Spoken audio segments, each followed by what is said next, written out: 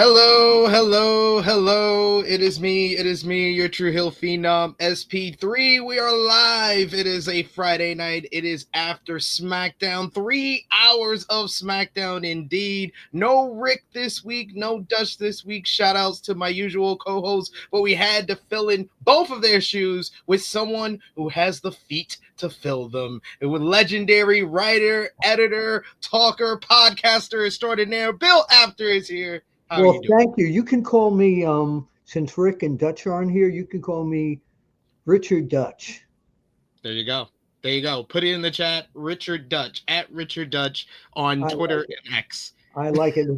I'm glad to be here, and I want to thank all the people that hit me up on Facebook and Twitter X for my induction, along with Kurt Angle in the International Professional Wrestling Hall of Fame this week. Congratulations. I'm totally knocked out and flattered at that thing, and a lot of that credit the last 2 years goes to all the after chatters here on Sportskeeda. Love to see it. Love to see it. Very so well. You know what? It's time to go and smacketh this down, brother. Indeed. Thank you for joining us on another edition of Smack Talk. If you haven't already, drop the thumbs up on the video. You can share this video with all your wrestling fans, friends, and family on all your favorite social media platforms. Even your enemies. And if you are new to the channel, hit the subscribe button, hit the bell to stay notified for all the great content here. But yes, we're going to be talking about tonight's SmackDown. Bill, what's your overall thoughts on tonight's 3-hour show that took place from Portland, Oregon? I really liked it. I thought 3 hours, once a 7:45 came Eastern time, it was going like, whew, 3 hours, and I've got a thing to do after the show tonight. That's going to be a long one, but it went by pretty quickly. It was a very well-paced show. I love that Wade Barrett and Joe Tessitore are doing the commentary. I've mentioned this before, that Joe has kind of like a rhythm or a voice, like not as bombastic, but kind of reminds me of Gene Okerlund of Mean Gene quite a bit at times. Do you ever get that feeling too? He's got that Mean Gene delivery. Not really like Mean Gene. It's really, I kind of hear just like the sports influence for Joe Tessitore. He gives very much like a sports play-by-play guy instead of like a wrestling play-by-play. Which he is. But I hear, if you really think of Mean Gene when you're listening to him, you can hear some Mean Gene tones. I said to him when I met him for the first time during SummerSlam weekend here in Philadelphia, I said to him, "You remind me of him," and he says a lot of people have mentioned that Gene was one of his heroes in pro wrestling. Nice, very nice. But we appreciate y'all for joining us. Sound off in the live chat as well. Give us your thoughts on tonight's SmackDown and send a super chat donation if you want to show your support. But let's get into things. Tonight's 3-hour SmackDown, the second week of 3 hours, the second episode of 2025. Before we move on, let me ask you a question. Mm-hmm. You caught Netflix, the show. Yeah. Obviously. What was your overall take? Mine was I loved 100% of it, except I was, I guess, upset at Hulk Hogan being booed because I didn't expect that. But the matches, I thought all the talent worked so hard. It was above a PLE in terms of content, in my opinion. What did you think of it? It wasn't for me. It wasn't for me. I didn't enjoy the show that much, to be honest. Yeah, wow. I didn't think it was a very much like a Triple H show, which is, I thought that was what I was tuning in for. Triple H is kind of the head of creative that's responsible for this current boom period, and the current stars are the reason for this current boom period. And I don't think that the focus and the spotlight was put on the current stars. Really? Okay. It was more on Triple H. It was more on The Rock. It was more on the Netflix executives. It was more on the celebrities in the crowd. And the wrestling part of it, the wrestling matches were really good. Overall, they were great. Yeah.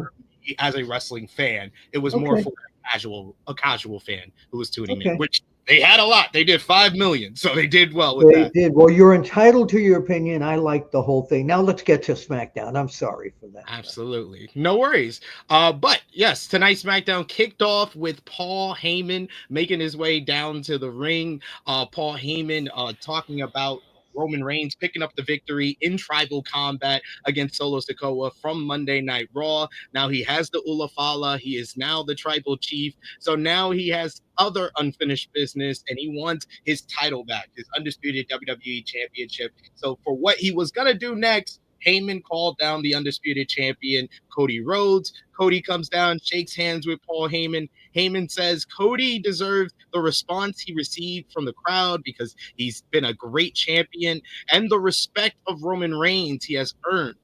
He talked about how great of a champion Cody has been because Cody has been a great champion. Reigns told Heyman to go out there and tell Cody that Roman wants his title back. So Reigns wanted Cody to know that how he intends to get his title back is by declaring for the 2025 Men's Royal Rumble matchup. Heyman then asked Cody what he wanted to talk about, which was funny with his delivery.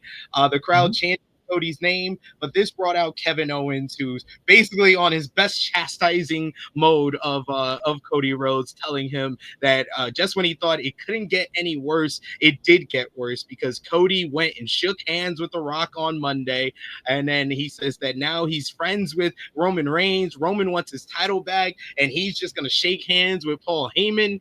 He says he should have let the Bloodline rip Roman to shreds. He keeps rambling to the point that Cody just runs in the crowd, starts brawling with him, but that leaves Heyman alone in the ring with the Bloodline, Jacob Fatu and Tama Tonga, or the artist formerly known as the New Bloodline, because they were very specific on this show of not calling the look Bloodline. of terror on Paul Heyman's face was priceless.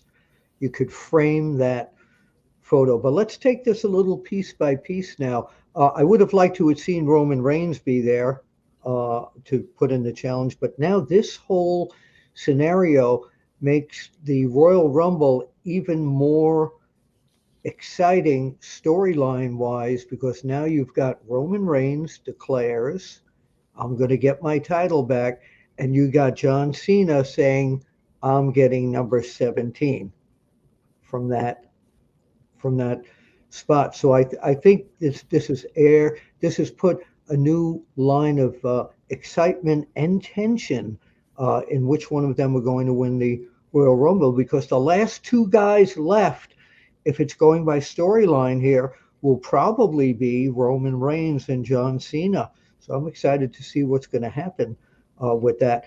Kevin Owens disrupting everything that Cody Rhodes is involved with. Is getting a little out of hand now. It's anytime Cody comes in, you know that Kevin Owens is going to be there. And I kind of didn't want to see him in that particular point. I would have liked them to have just let it alone with the challenge and accepted and then go into the first match of whatever it is.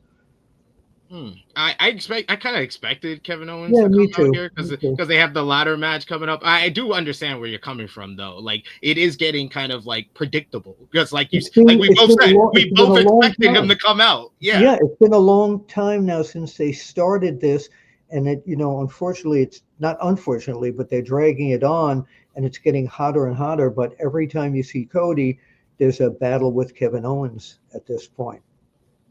Yeah. But like I said, Fatu and Tama were in the ring with Heyman. They looked like they were about to attack him when Jimmy Uso's music hits. He comes out and he makes the save. He actually gets the better of them for a bit, grabs a steel chair, but when he hits Jacob with it, he no-sells it. It just wakes him up. He just beats the hell out of Jimmy Uso. They wrap a chair around his neck. They start beating up officials until Cody comes back from the crowd. He comes back to make the save for Jimmy, clotheslines Jacob over the top rope to the outside. Cody's music hits, and then when we come back from commercial break, we see Fatu and Tama being shown the door, thrown out the building. They don't want to leave. You got Jacob pushing all the officials, saying that no one's going to make him leave. And then LA Knight comes through and says, well, he didn't want to use his inside voice, so I sent him outside. I got a title. Now we did not know that this was going to lead to something else later on. It just seemed like, I mean, I watching this for so many years, when he got rid of them, I never thought that there would be a comeback somehow with them coming back and attacking him. But we haven't gotten to that yet. So Yeah, no, I kind of saw this all playing out the way that it did, but I like the way that this was kind of a show long narrative. Everything going on with Jacob Fatu and Tama Tonga, basically hell bent on revenge after Solo went down. I like when we have these shows that have a narrative thread throughout the show, and that's what it was with Jacob and Tama. yeah, yeah, absolutely, absolutely. And Jacob, the one thing I wish they wouldn't do with Jacob Fatu is have him like kicked in the face and gone over the rope. To me, he came in as that the maniac there, and I don't think he should work from underneath at all. I mean, that's just my feeling. He's got that whole crazy gimmick going for him, and he should be harder to take down than sometimes the way the guys are attacking him and taking him down. Yeah, and they were doing that when he first started out. Now they've just Mhm. been kind of slowly but surely kind of letting him take more offense. He does no sell a lot of it, so it does make him look strong. But I can understand where you're coming from too. Yeah, I want to see him totally. I want to see him with what Solo was supposed to be. I think that, I think they wanted Solo to be that uncontrolled maniac, and it didn't turn out that way. But Solo still is an excellent technician of doing what he does, being a heel. But Jacob Fatu, to me, could go back to the old wild Samoan days where nobody can stop them at all. That whole, yeah, he's got a great crazy look to him. Got to keep that up. That led into LA Knight challenging Shinsuke Nakamura for the United States Championship.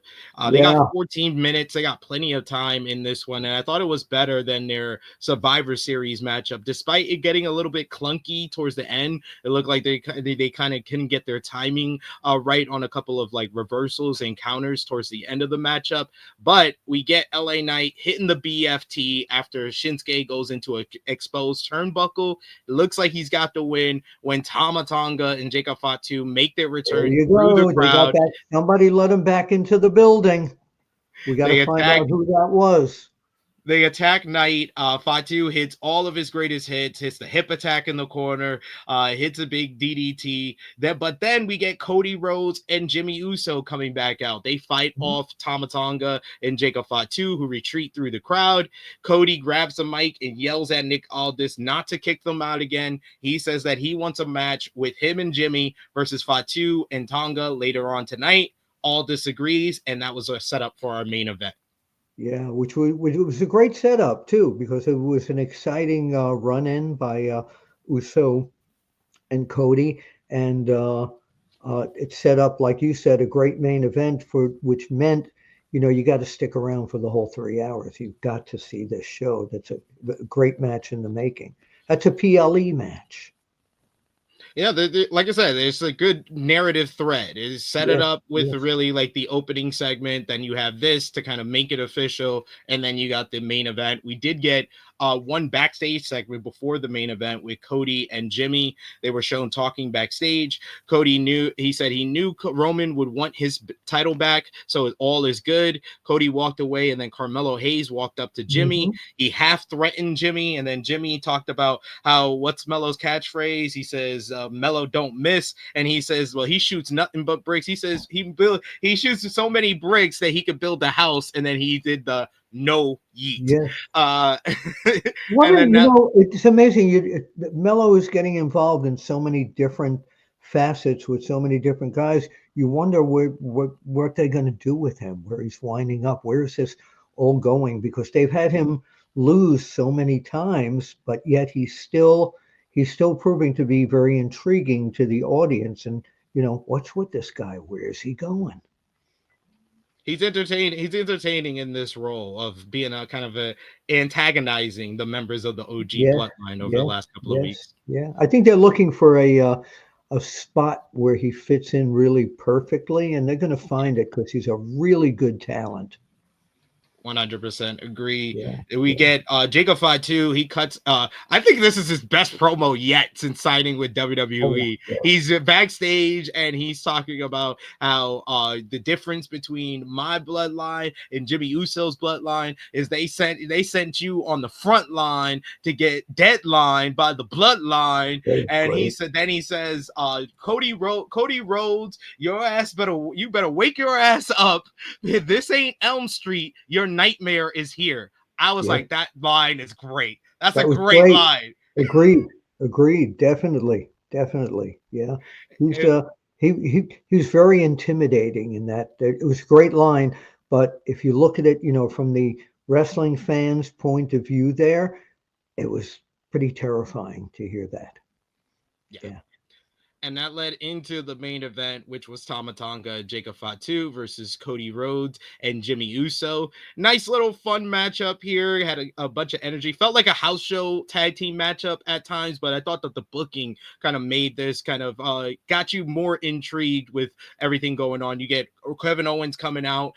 He distracts Cody Rhodes. Cody Rhodes brawls with him to the backstage area. Jimmy Uso is left alone to fight off Jacob Yeah. Fatu and Tama Tonga. But Jacob Fatu is just too much for Jimmy Uso. He hits an implant DDT, the double jump moonsault. One, Mhm. 2, 3. He picks up the win here. We then get post match Kevin Owens and Cody Oh, Rhodes. They start fighting back from the backstage area. They fight on the top of some production and travel equipment. Owens sets up Cody for a power bomb, but Cody fights his way out, and then eventually Cody tackles KO off the production crates into a table. Both men are down. Cody gets to his feet just as the show closes off here. So the intensity is building up between Cody and KO as we head into the Royal Rumble, while Jacob Fatu, Tama Tonga pick up some momentum, beating Jimmy Uso on this show. What did you think about the main event here? oh, I loved it. I thought it was really good. I thought the ending was incredible. The camera angles, the way they caught everything, I thought was brilliant. The camera from above, I thought was incredible, and the slow mo as well. So yeah, I mean, it's just I wish their match was next week already. Again, it seems like it's taking such a long time because they started this so far out little by little, and now it's at the highest intensity. So I can't wait to see the match. Yeah. I want to see how that unfolds. The ladder match coming up at the Royal Rumble. We do have a super chat donation here from our good friend Roland Curtis. Thank you so much, Roland, for the super chat Rolling. donation. He says, I told you, Mr. Bill Apter, that Stone Cold Steve Austin is the GOAT, the number one greatest wrestler ever. Hogan may be number one MHOAT, most hated of all time.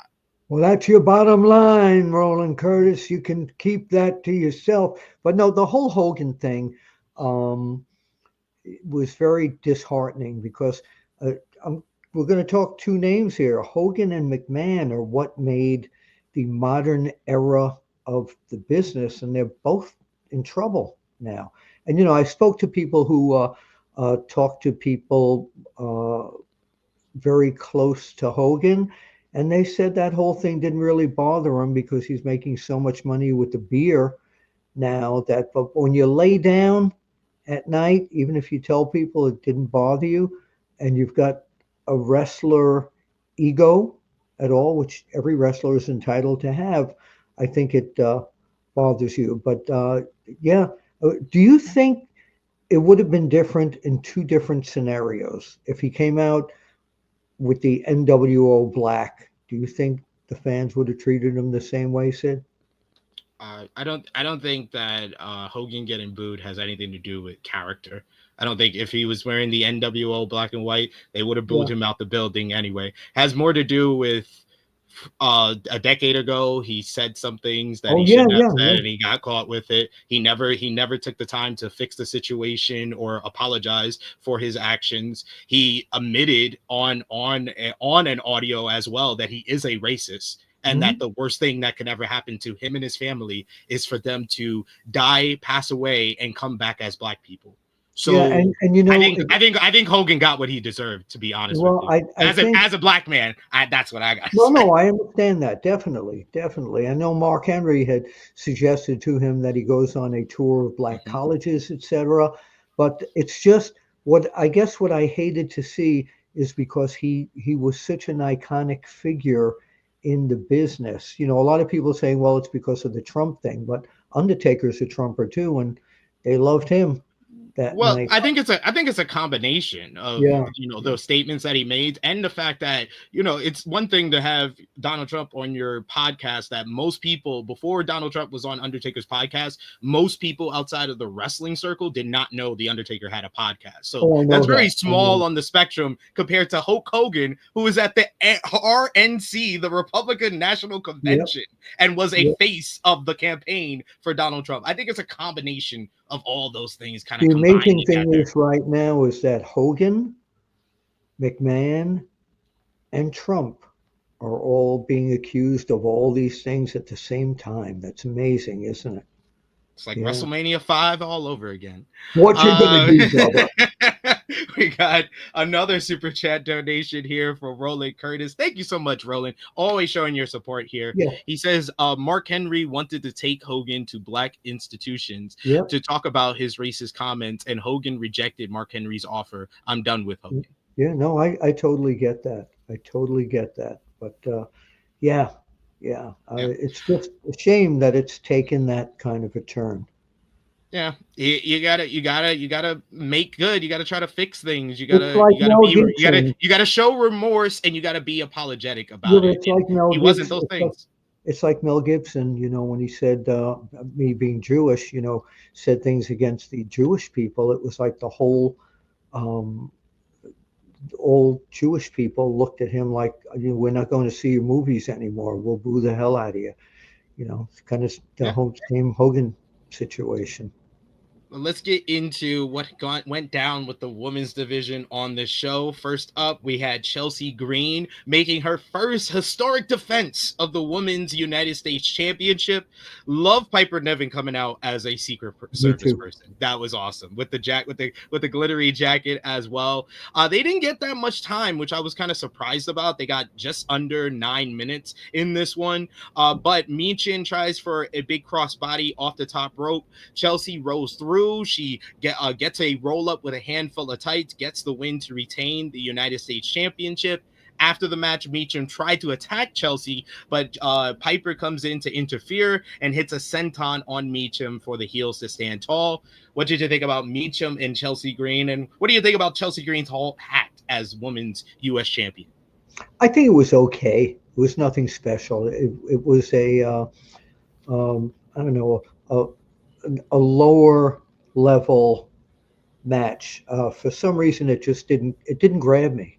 It didn't grab me. I like the Chelsea Green character, but I don't know. It just didn't.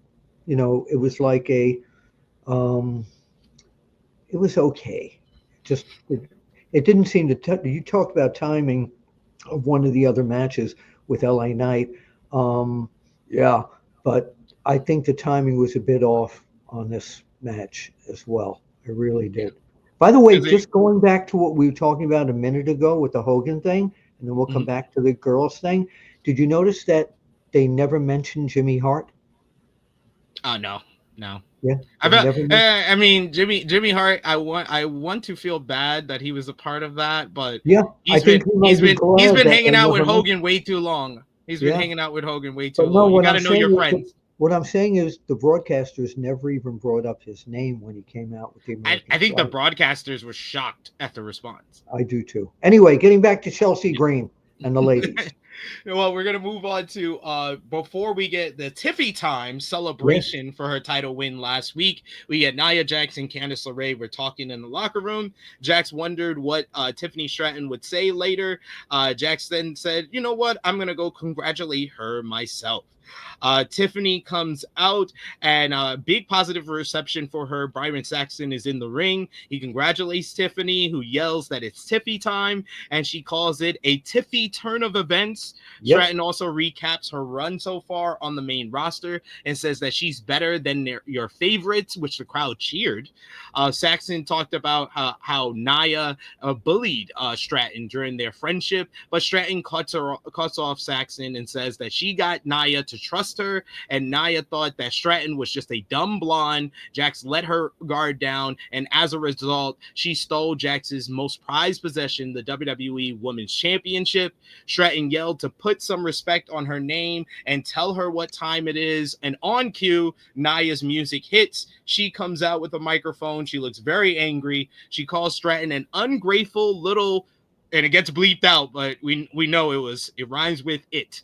Jax said that she could kill Tiffy, said that Stratton would be nothing without Nia, and because Nia made Stratton.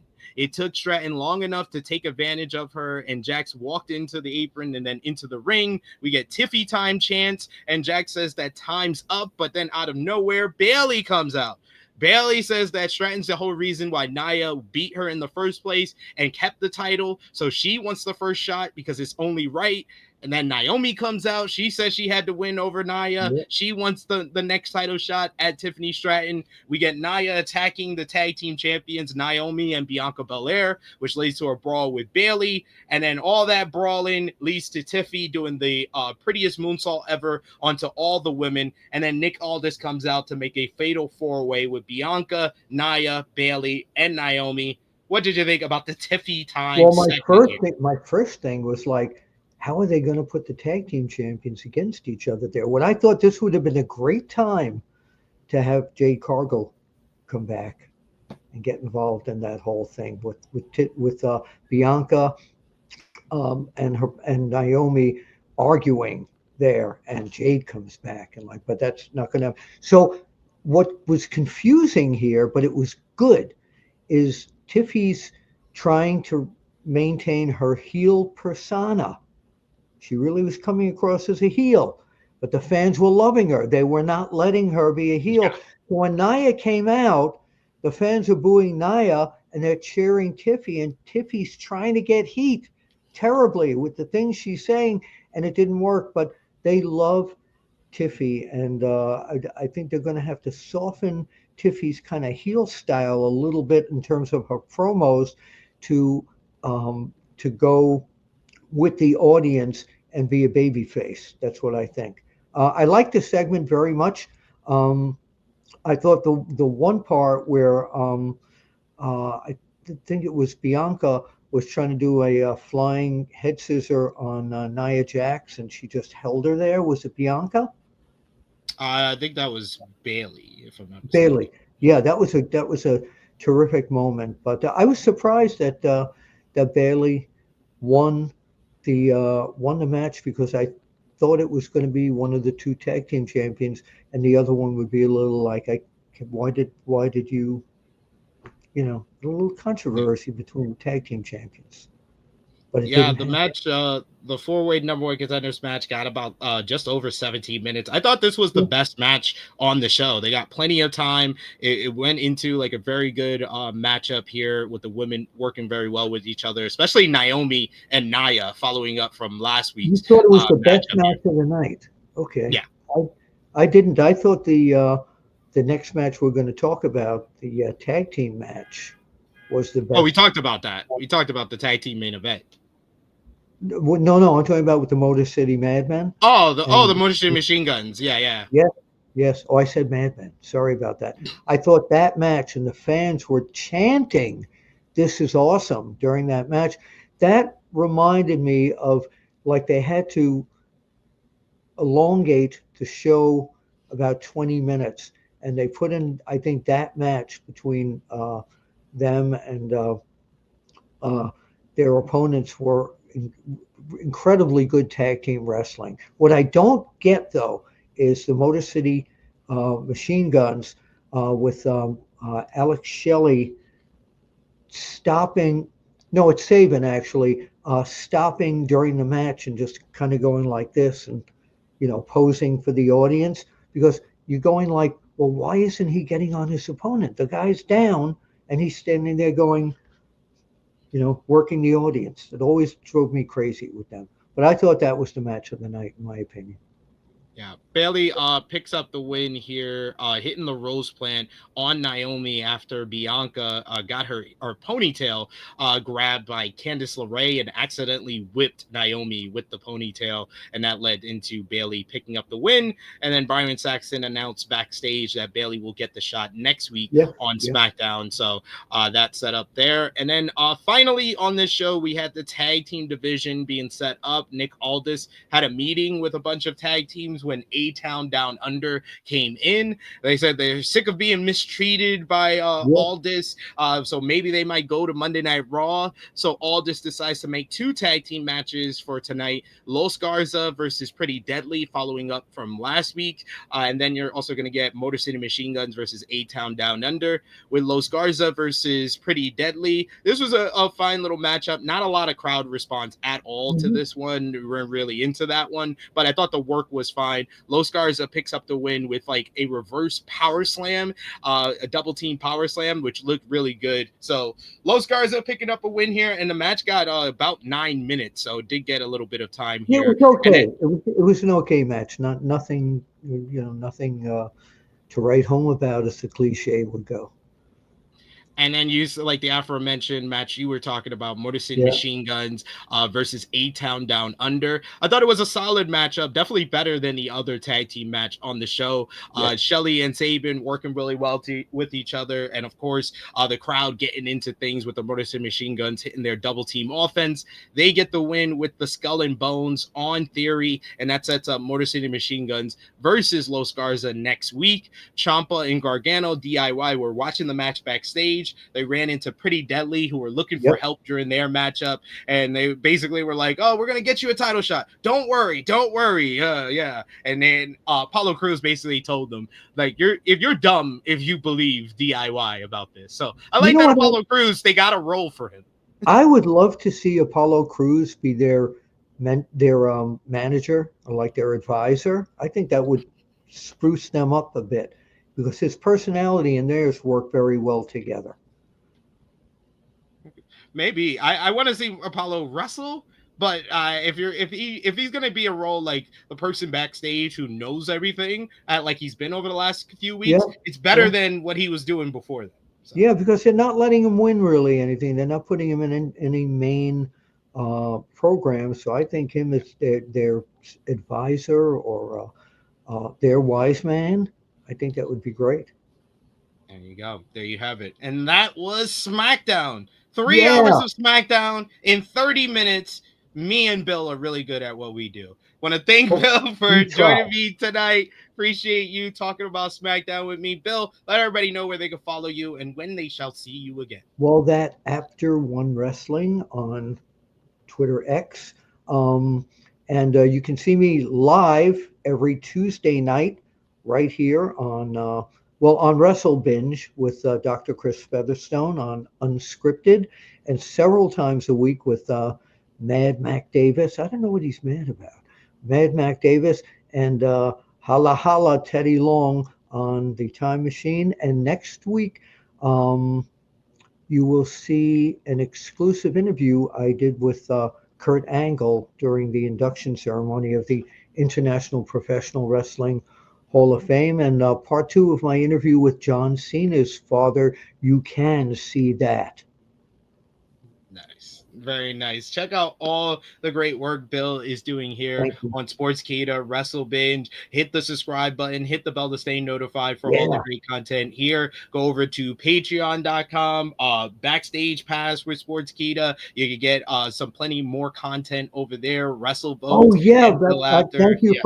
thank you, Russell Votes and Bill Apter, and Joe Lowry, our host there once a week. Also, my newsletter is on Backstage Pass every Thursday. You can, if you're a member of Backstage Pass, you can get that. And JVL and Jerry Briscoe's show, and yes, bro, Vince Russo. There you We're got all it. on. We're all on there, and more coming too. You can follow me on the Twitter machine at TrueHillSP3. I will be back live on YouTube tomorrow on the True Hill Heat YouTube channel for the True Hill Heat flagship podcast. Join us at 11:05 a.m. Eastern Time, talking about this week in wrestling, including The Rock killing his WrestleMania feud. Now, I'm glad you mentioned The Rock, because if anyone wants to know, my name is APTER, but APTAH is the Samoan name that The Rock's mother gave me. She calls me Apta. There you go. There I'm you a have member it. of the Bloodline. I broke it right here on this program.